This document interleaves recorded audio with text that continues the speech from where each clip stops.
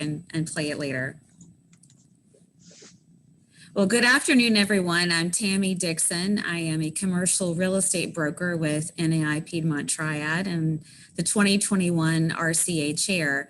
I'd like to welcome you to our RCA April membership meeting.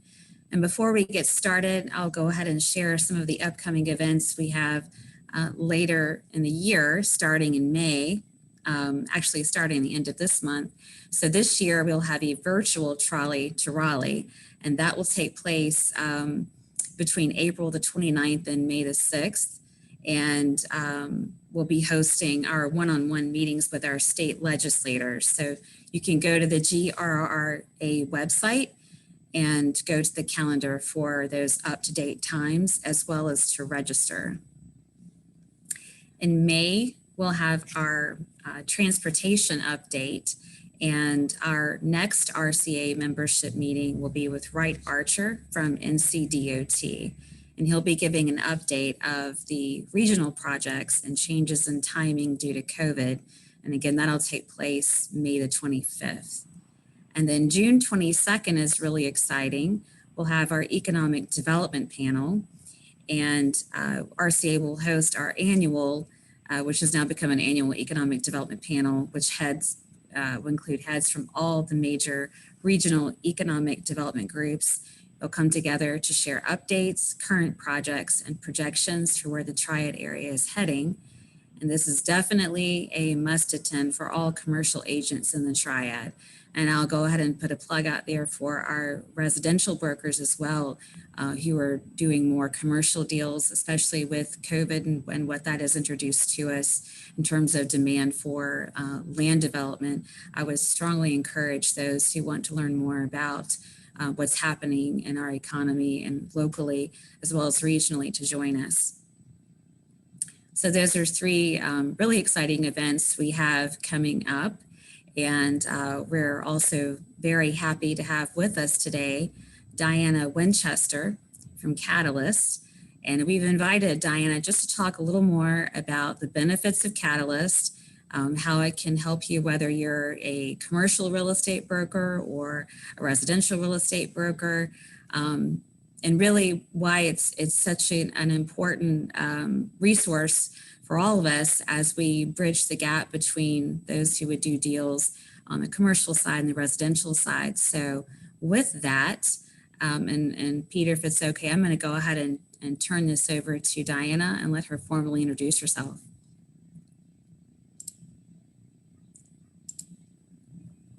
Okay.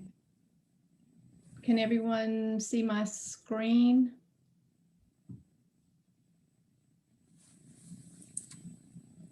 Here we go.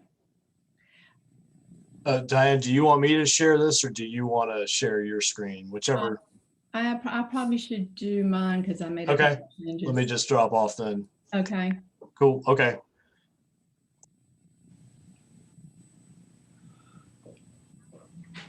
Okay. Can everyone see Catalyst? Oh, I gotta hit it one more time. Hold on.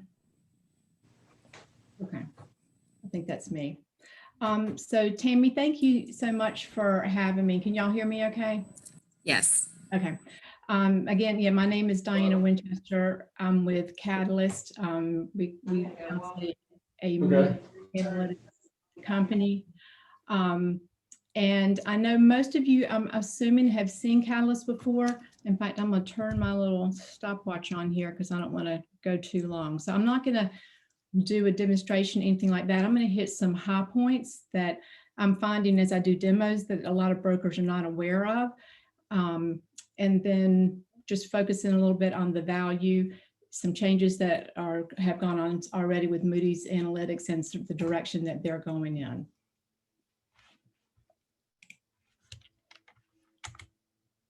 Okay, it works. All right. So this is a focus and update on the research side of our business. We currently have 2 million properties, including comps and listings and past transactions and everything in our database. That's across the United States. North Carolina, we have 100,000. I won't go into all these, but you can see here, these are the number of comps, active listings for North Carolina, and then specifically in the Triad area. Right now, we are covering 70 US markets, but with Moody's, they are in the process of building out our platform to cover 270 markets. They have actually brought on, and their number one focus on day one, since they acquired us, has been the research staff. So right now they have 65 researchers just looking into transactions and pulling all the transaction data in.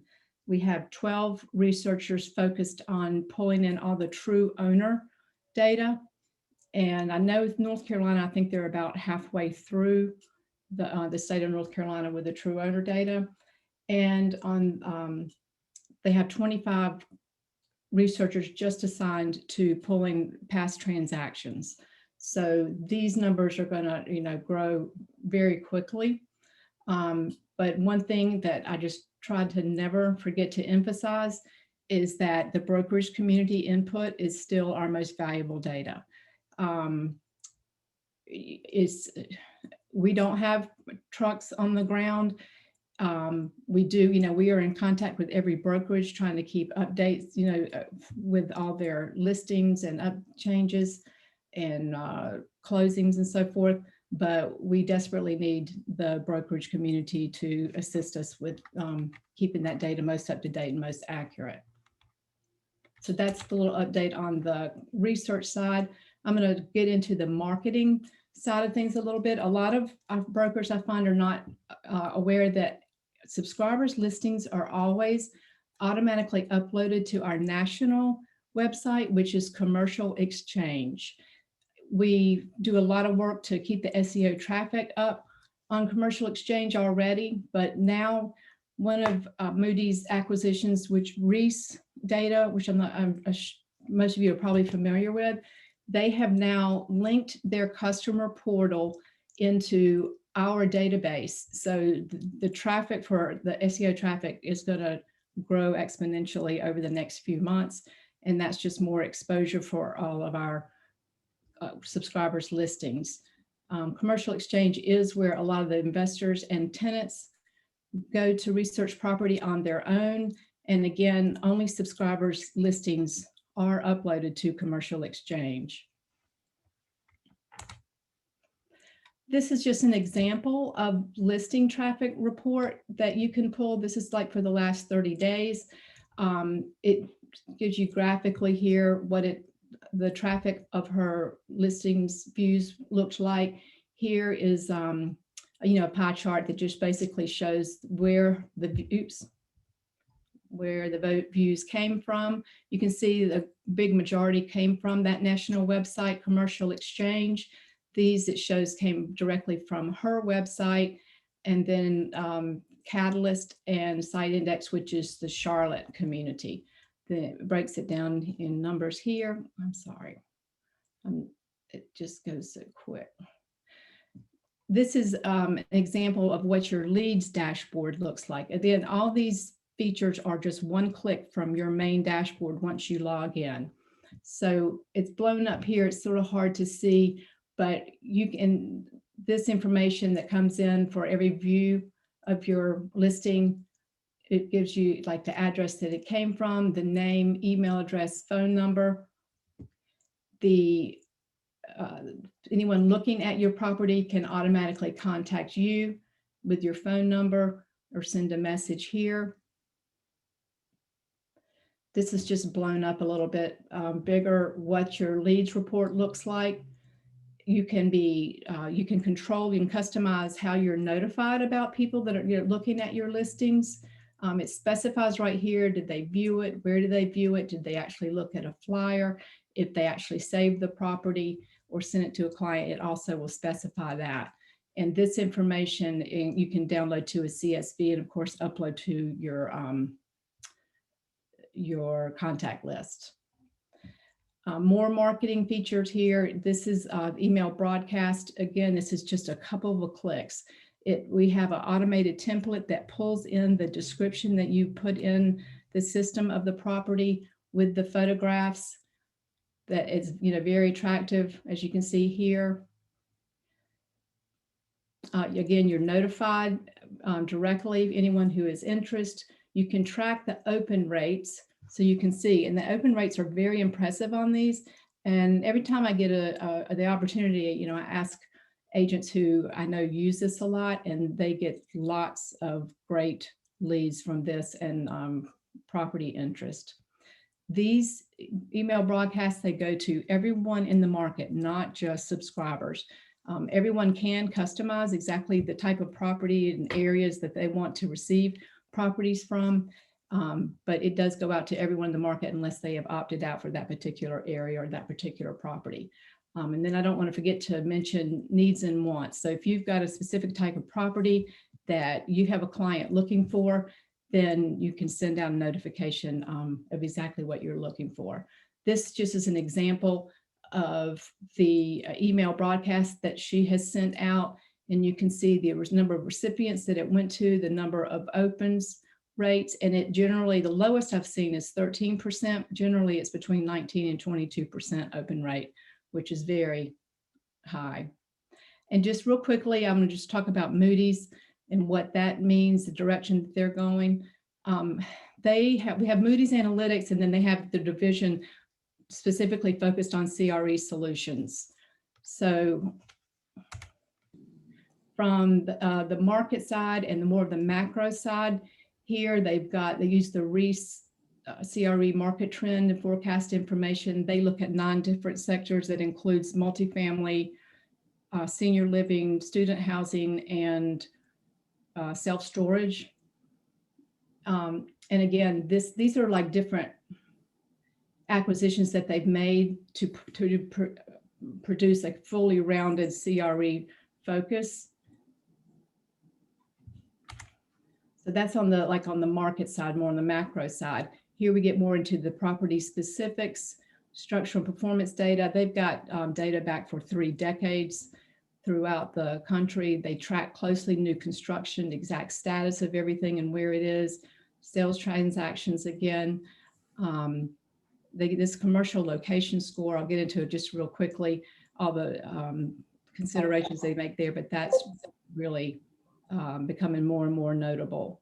And then rent prediction model, actual rent flows and so forth.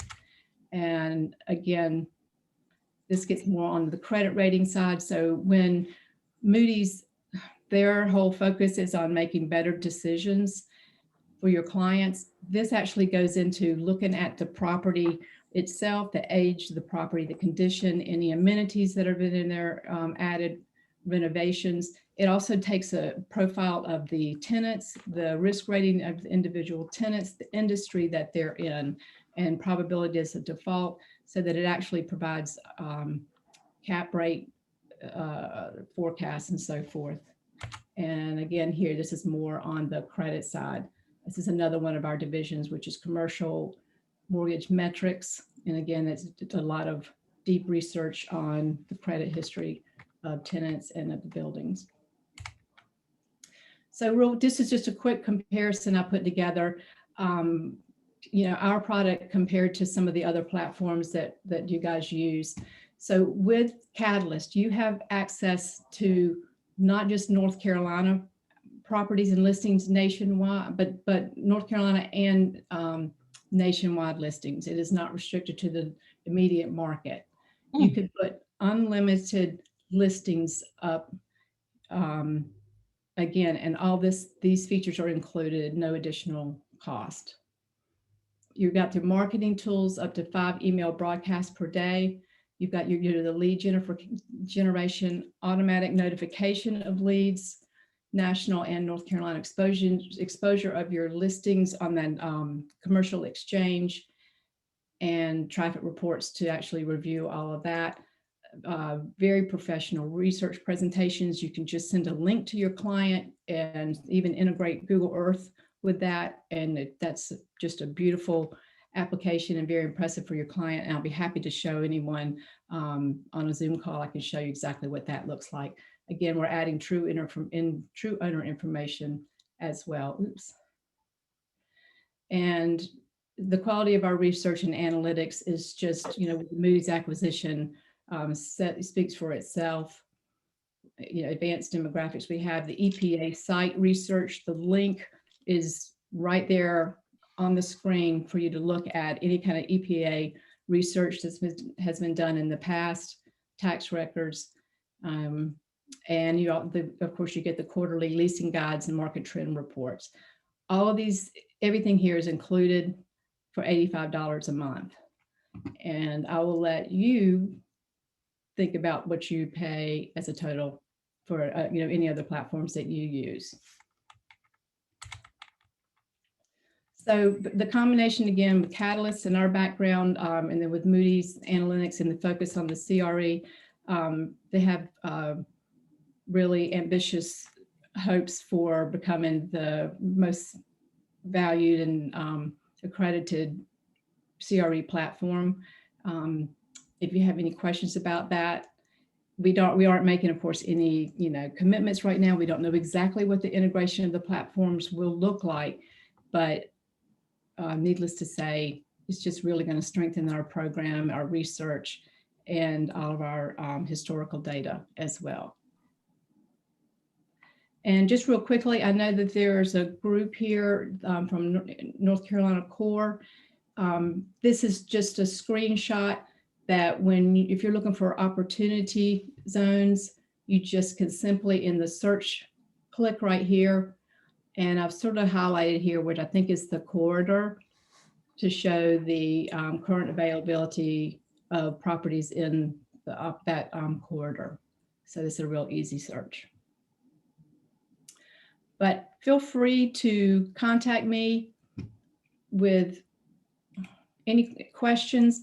If you'd like to jump on a Zoom, I do demos several times a week, and just happy to do that, answer any specific questions that you have or that I went through too quickly. And I'm at 12, oops. I know I'm over my time. So I will pass it back to Peter.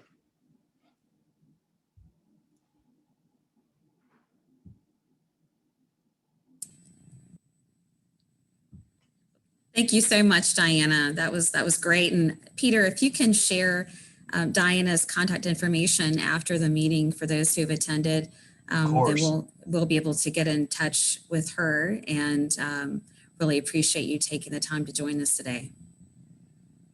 All right, thank you so much. And if you don't think you have any other questions, I'll go ahead and drop off so you can continue your meeting. Great, thank you so much, Diana. All right, thank y'all.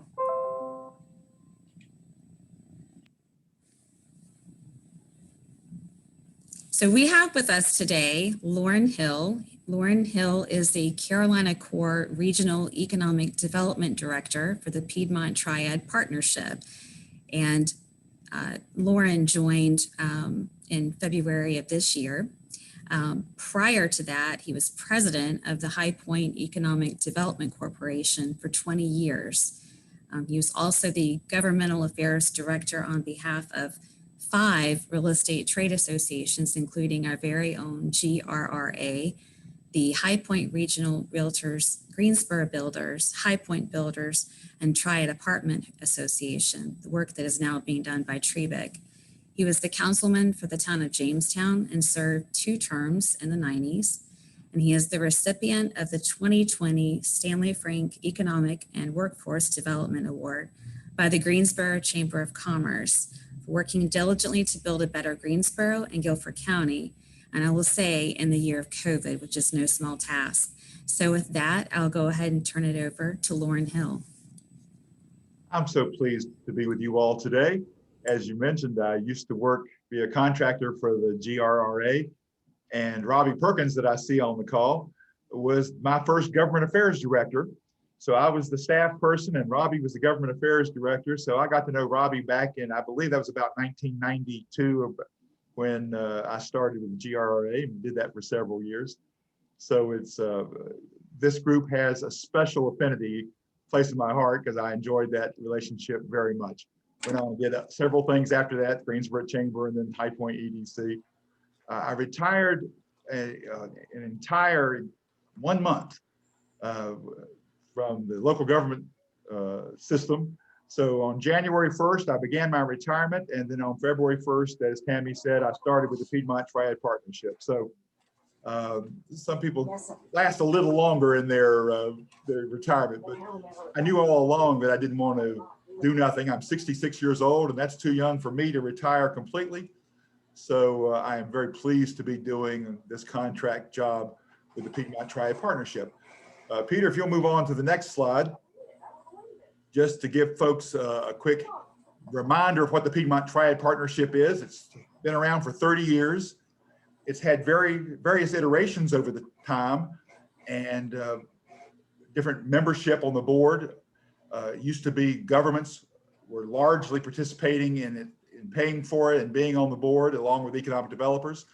And it transitioned a few years back to being a private group, mostly members of the business community, also some college presidents as well, working together to make transformative change in our economy here.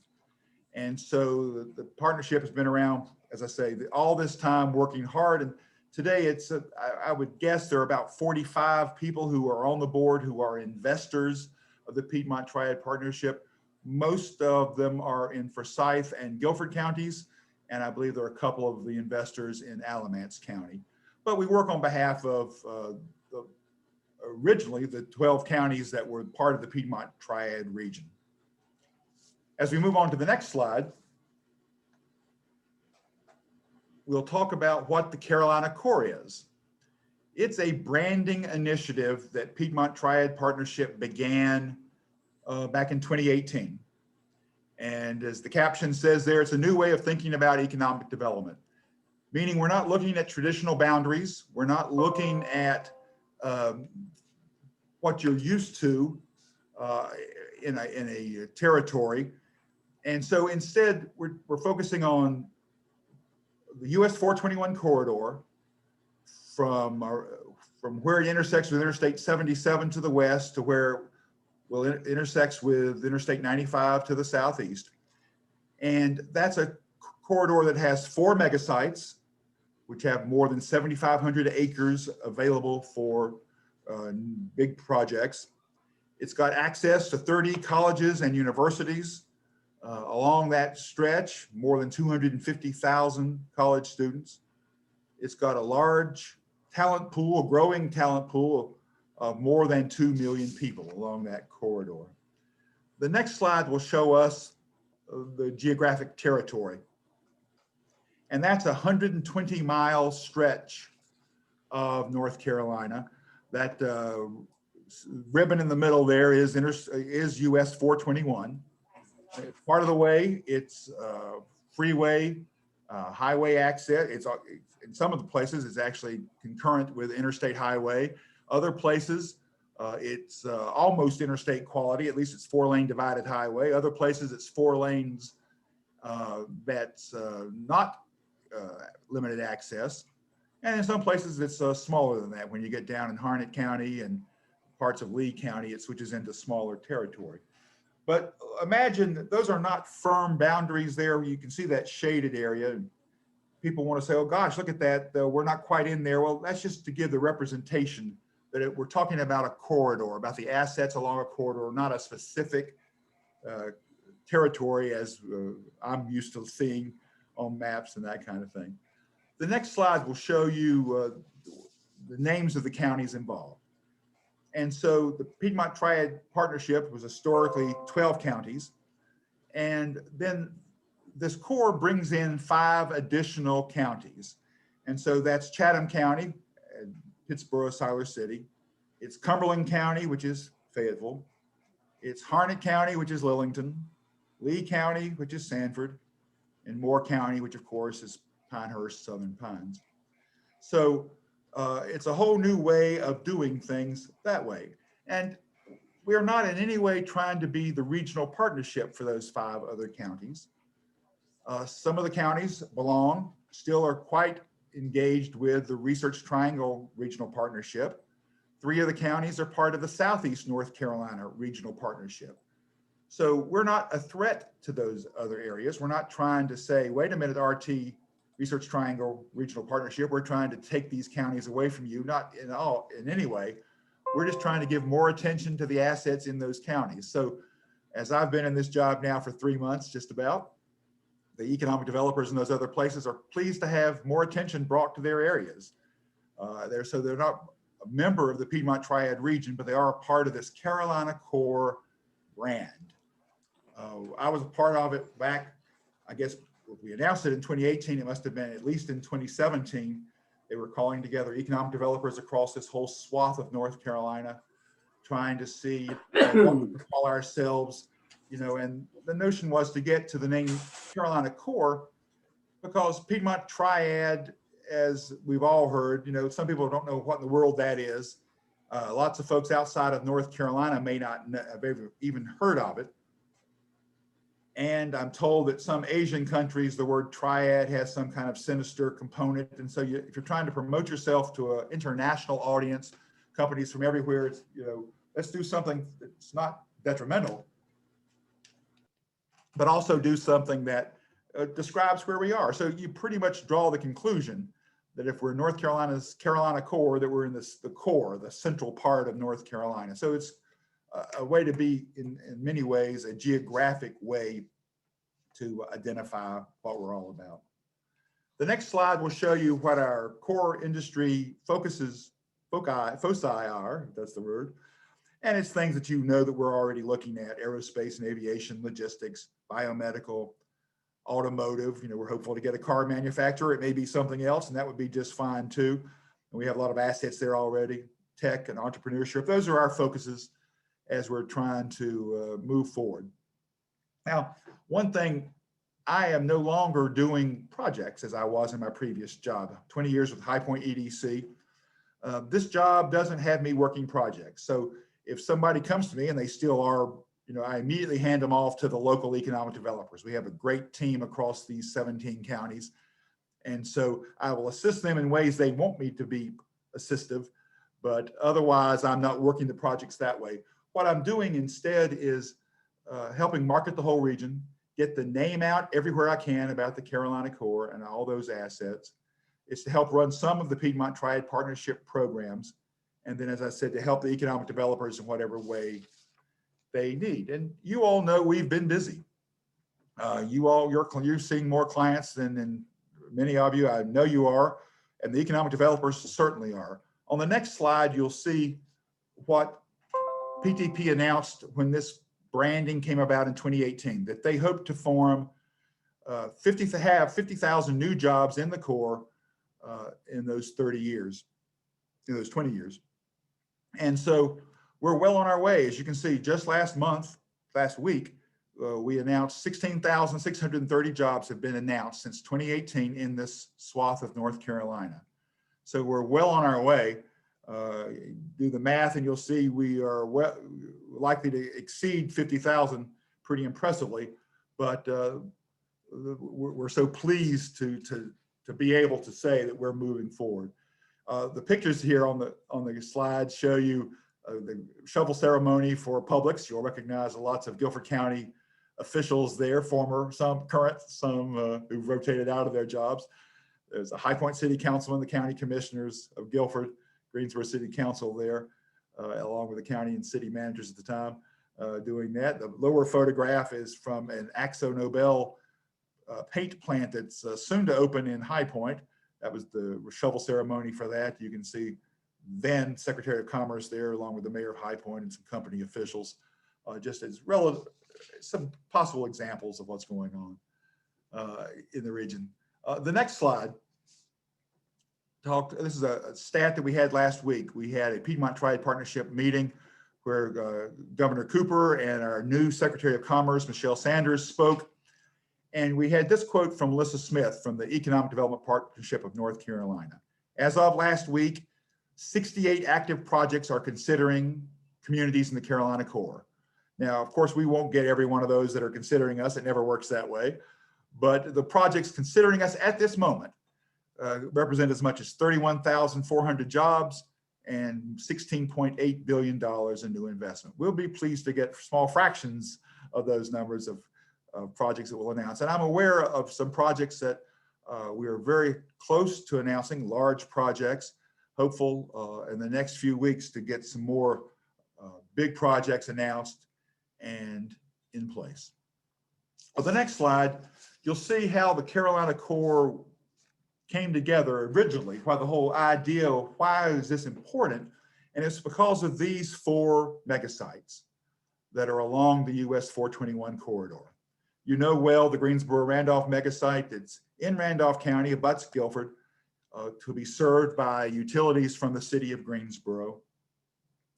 You know that it was a first runner-up for the Toyota Mazda project a few years ago, so it got folks' attention internationally for automobile manufacturing plants, which are transformative, as you know.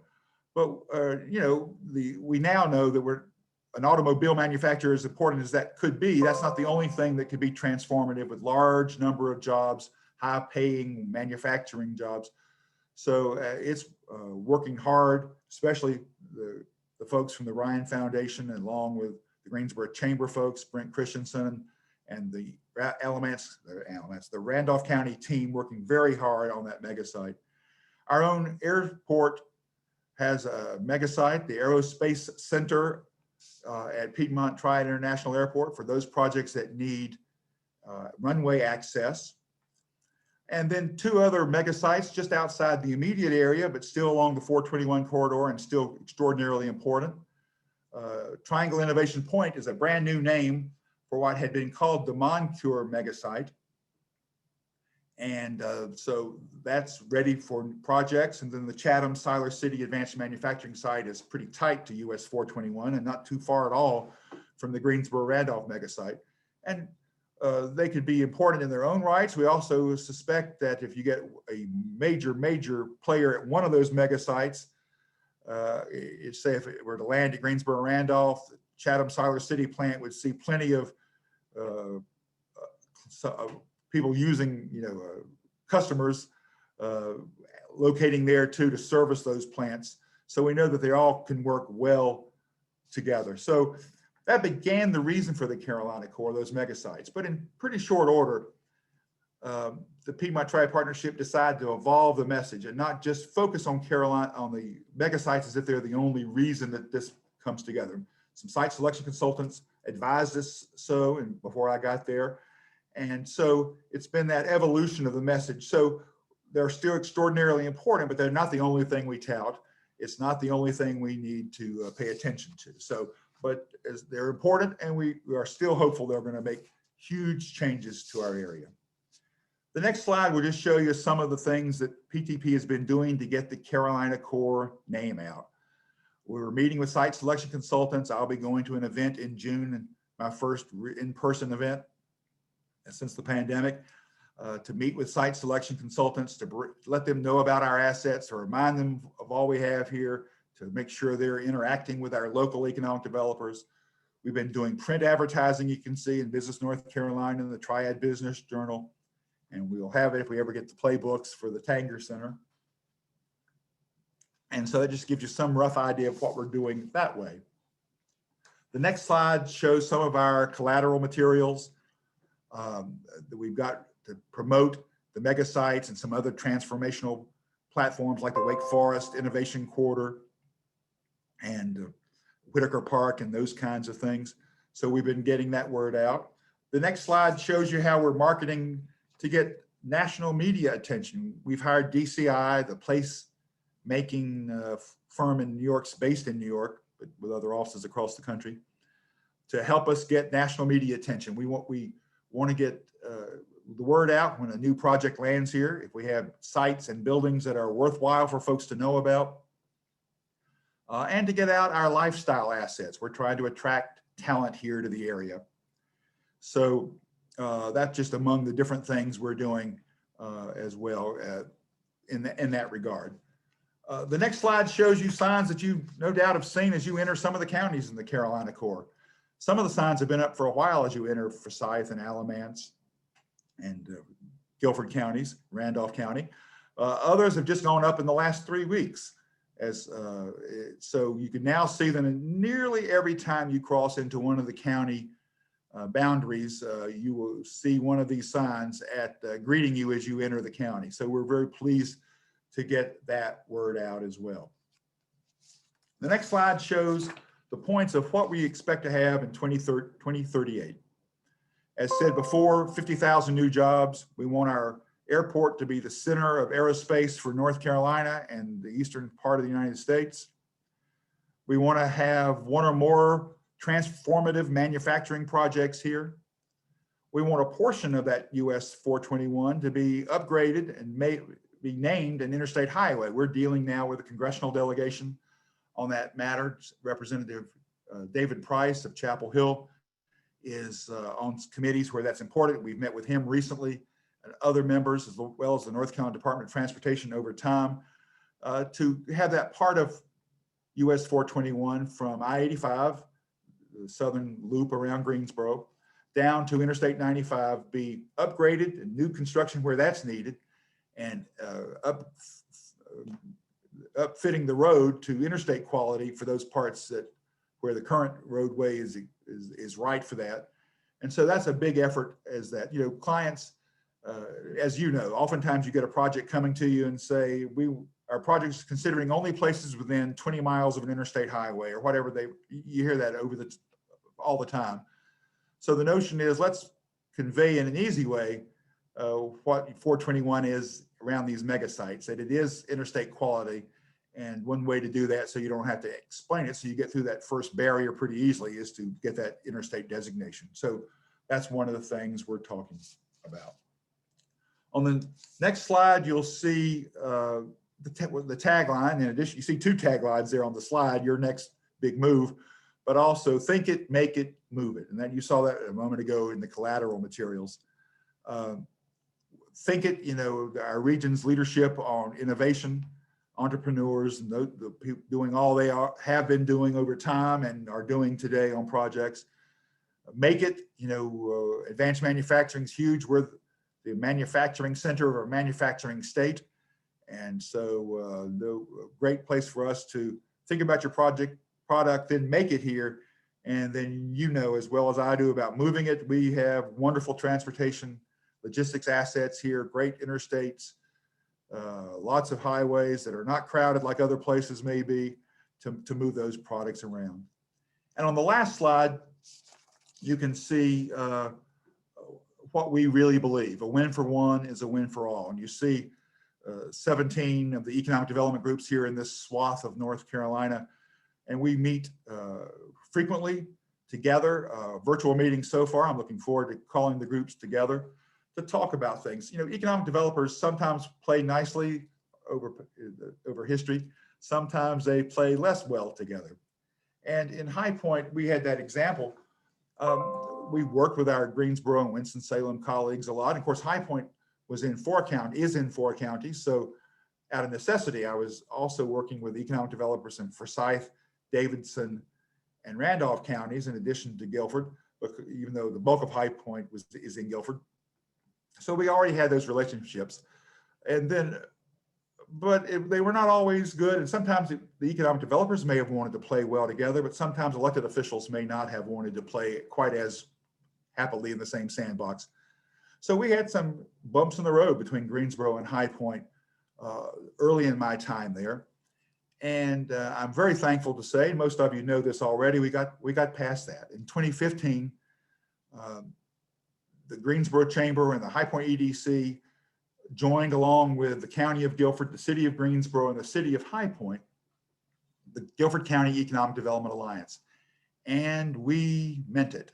The notion was that anybody coming here didn't have to contact High Point and Greensboro and worry about whether they'd be playing nicely on a project or not. We wanted to seem to the outside world that we were one economic development agency, even though I was a city agency, a city department in High Point, and the Chamber's its own private entity in Greensboro. We were more successful than I ever dreamed we would be in making that a countywide effort. So we were very pleased to celebrate 5 years last November of that group working well together. And over time, we've always done well with Winston-Salem here and there. And in 2020, we were working with Winston-Salem and Alamance on projects. But now with the Carolina Core, we're sharing that win for one and win for all throughout a bigger territory. And I can tell you, I've never seen this kind of regional approach, this kind of collaboration on a regional basis, as much as I'm seeing today in my 20 years in direct economic development, it is certainly impressive. And I'm very proud of these economic developers working along, and I'm very proud to be in my new job. It's a newly created job, so we're still learning it as we go along, how to do it and how I can be effective and helpful to these local economic developers.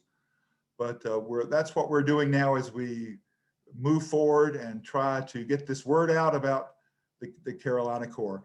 That's all I have, Tammy. If any questions anyone has, I always kid Robbie. He always has a question, tries to put me on the spot. So maybe that'll make him not put me on the spot today, but I know better than that. But I'm happy to answer any questions if anyone has anything. Sure. Well, I would like to open up the floor for those who have questions. And I think the easiest way is either just to unmute yourself or put the question in the box. But I do actually have a question for you, and I really appreciate everything that you've shared with us today.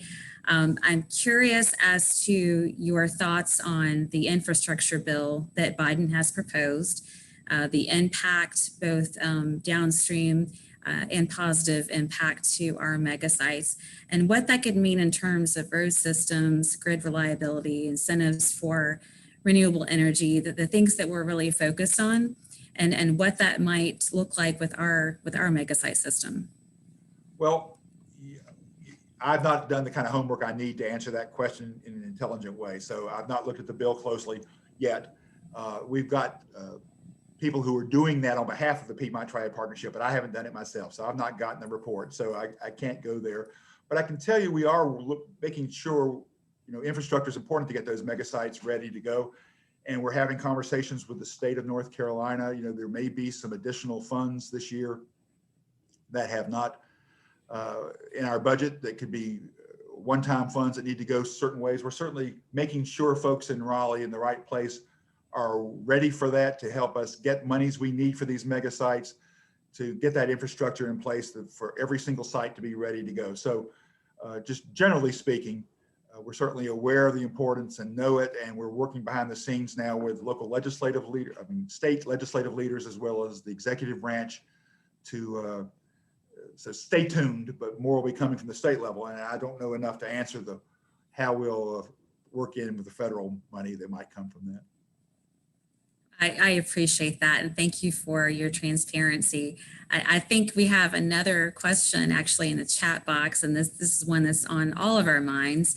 Tim McGee said, how will the news of the new Apple headquarters and RTP be leveraged by Carolina Core? I was on a meeting just this morning where we were saying, people may be working in that plant in Raleigh. They may want to live in Sedalia or Jamestown or some interesting little communities a little further away, some of them. And because, they probably will be working some of their time remotely, not always at the office in Wake County, perhaps. But, you leverage the news in lots of ways. You make sure that folks know that there's places to live in Alamance County and Guilford County that could get you there and have you in a more tranquil setting than you might if you were closer in. But we will promote this as we always do, as economic developers love to do. You promote those assets, and know that some of it will rub off on you. We always have done that locally. You talk about being halfway between Charlotte and the Research Triangle. We use that in High Point and Greensboro all the time to our hope for advantage that it's been that those assets are there. You can look at if you want to be a supplier, if you're going to be interacting with them in some way, you can come to a place that's a little less expensive to do business, be awfully close to them, a place to live that's a little less congested, and you might want to come there. So we've not met as a group yet, of course, to discuss how this news. I didn't know Apple was going to be announcing yesterday. I knew a project was when I saw on Friday afternoon the governor, the Economic Investment Committee was going to be meeting at 7 a.m. on a Monday. And they always meet just before an announcement to approve an incentive package. And then within the hour, the announcement comes out. So I was like, okay, sometime just around 8 a.m. on Monday, there's going to be a really big announcement if they're touting this 7 a.m. Monday. So I didn't know it was going to be Apple, but the state's said all along when the media's asked for some of the Apple background information when North Carolina did not get the Apple project a couple of years ago, but Apple was still an active project. So that let us know it hadn't gone away entirely. So I wasn't completely surprised by the news yesterday, since I'd been seeing very publicly that the state still considered it an active project. But you can bet we'll be working as hard as we can to leverage that news. That's great. Thank you. And Robbie's unmuted, so I know He is he's unmuted. So Well, what's the budget for the Piedmont Triad Partnership, yearly budget? off the top of my head, I don't know yet, Robbie. That's the one thing about working remotely. I mean, I've got it here. I just don't have it stuck in my head now. We're a lean organization, so we're not spending much on staff. I'm a consultant being paid to work 20 hours a week. I'm working more like 30 hours a week, but I'm being paid for 20. And all of us are part-time consultants that way. So we're spending our money on our DCI budgeting, but we also have money ready for other big pushes, and we're going to get that. But I'm sorry, I don't have that off the top of my head yet. It's the benefit of not having normal staff meetings and being around people and having that data in front of me. I would normally have it right next to my computer. I'm at the beach now and not at home. So if you'd asked, and I brought my sign with me so it would look like I'm right here in my home office. But so if you'd asked that question at home, I'd have had my cheat sheet right here next to me, could answer your question. But I know better than to trust my brain with the budget that I saw at the last board meeting. So I'm not going to even do that now, but I can get it to you certainly, Robbie, if you'd like me to. No, I just was asking, and you know, it seems like if it's a branding campaign, one of the things that I would look at would be, how do you increase awareness of what the Carolina Core is to the folks that live in the area, as well as the folks from outside. Yeah, you're right. It's not just enough from the outside. That's right. And one of the things that I kind of got started, and it came to a dead stop, and I thought it was really a no-brainer idea that I think needs to be revisited, is renaming the North Carolina Fusion, which is the soccer club from the area, principally Forsyth and Guilford counties, renaming that to the Carolina Core Soccer Club. And when your parents are paying for the paraphernalia, and all you have to do is pay for a redesign of the bags and the equipment and the jerseys, to me that's a no-brainer. Who did you promote that to, Robbie? Somebody? I talked to a guy named Melvin about it, and I think Stan Kelly had a little bit of input, but I think that's one idea that kind of got decimated by the pandemic, because it had to be done by last July, but they redo their uniforms every 2 years. And if you got 4,000 kids running around and all their parents kind of paying attention to that, it would seem like to me that's a no-brainer. I do know I like the way you're thinking, Robbie. I do know the North Carolina Fusion means nothing to our region. There's no carryover there, and but to me that kind of thing is a local initiative that could engage a big swath of our citizenry in the effort, without a whole lot of money and frankly without a whole lot of effort on behalf of the Piedmont Triad Partnership. Well, I thank you for that idea, and I'll be reporting that one back, I assure you. But we're doing that, you know, this first 3 months I've been on the job is just to get me up to speed on lots of things and to meet the people on these 17 counties. We've got lots to do to get the word out and figure out what to do. And so I appreciate those kinds of ideas all the time because it's an ongoing effort. You just tell people last year what the Carolina Core is, you didn't catch very many people necessarily, and then they already forget about it, move on. So you need to continue to find new ways to get that out. So thank you, Robbie, for thinking of that.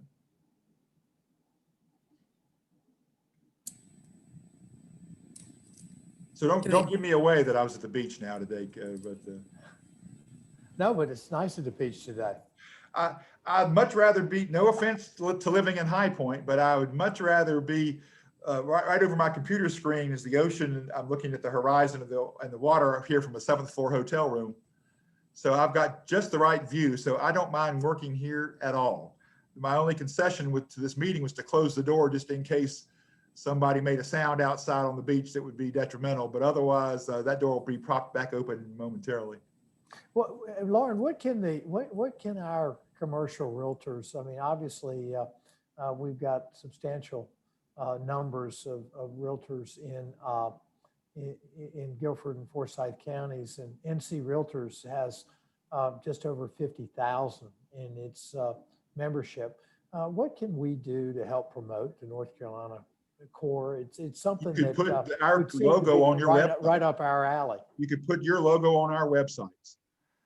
We're always warning groups along this whole swath to put the word out there that gets people's attention. You have it so that people can click on it and it goes to the website of nccarolinacore.com. That would be one quick way to get the word out anywhere we can. You could continue to invite people, me, to any of your meetings like that. If your firm has meetings and you wanted to update your individual agents or something on something going on, let us, call on us to make speeches, to be there, those kinds of things. I mean, that's what comes to mind right away as a quick and simple and easy way. We'd be happy to have you put your logos in. We're not there yet. Some of our economic developers in the region don't yet have the Carolina Core logo on their websites and materials. And some do it halfway. Some people don't have it on their websites, but when they put out a news release, they've got the Carolina Core logo. So, I'm not going to in any way say that I'd like the realtors to be there, that you're lacking something by not having done that yet, because we've got economic developers who haven't done that. But that'd be an easy way to promotional materials and on your website to have the logo. You can go to the Carolina Core website and you can even download the logos from nccarolinacore.com. That's great. And maybe, Peter, if you're going to share information with the group regarding contact information, maybe you just include a link to the website that we can pull down the logo. Sure, of course. Yeah, that's a great idea. And that's an easy thing we can all do. Are there any other questions for Lauren?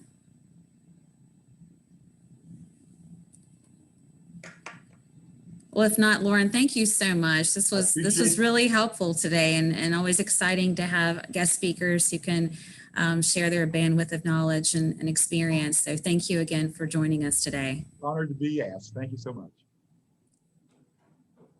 Well, Peter, I'll go ahead and turn it over to you. I think we have just one more housekeeping item before we hop off the call today.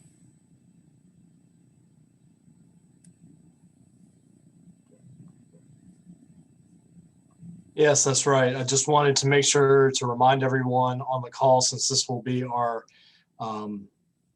closest RCA membership meeting to the next semi-annual billing cycle, everybody's favorite, I know, that the bills will drop on May 15th and will be due on June 30th. It will be your local dues, and if you subscribe to the CIE, it will be the third quarter CIE service fees. If you subscribe to the MLS as well, it will have your 6 months of MLS on that bill, so you know what to expect. If you have questions, please feel free to reach out to any of the staff here. We'd be happy to answer that. So 2 questions for you, Peter. Sure. One, if you are on auto renewal, is that taking place on May 15th? No, good Okay. question. So Okay. for any of you that have put your credit cards on file during any of the previous billing cycles to run automatically, that is going to happen probably 2 to 3 days before the end of the billing cycle. So more like June 27th or 28th. We did our first one for those that subscribe to the CIE for second quarter CIE fees. Learned a little thing with it. It was our first time doing the auto renewal. So we are going to send out a reminder to those that have auto set up that it will be run, so you're not surprised. And then, like I said, on the 27th or 28th, right around that time, you can check your credit card statements for that auto renew. Great. And the other question I have is, will this notification come from the hub, or will it come from GRRA? Because we have an impressive spam filter at our firm. And so if we're looking for it around that time, it would be good to know where it's coming from. Sure. So more than likely, it will be sent from our membership database system, but it will be tied to my email address. Okay. So you can look for my name and my email address, which is pjohnston@grra.org for any of those notifications. Okay, great. Thank you. Well, I think we are at the end of our meeting now. We are at the top of the hour. So thank you all for joining us today. Peter, thank you for sharing this information with us afterward. And we will look forward to seeing everyone next month. Thank you, guys. Bye.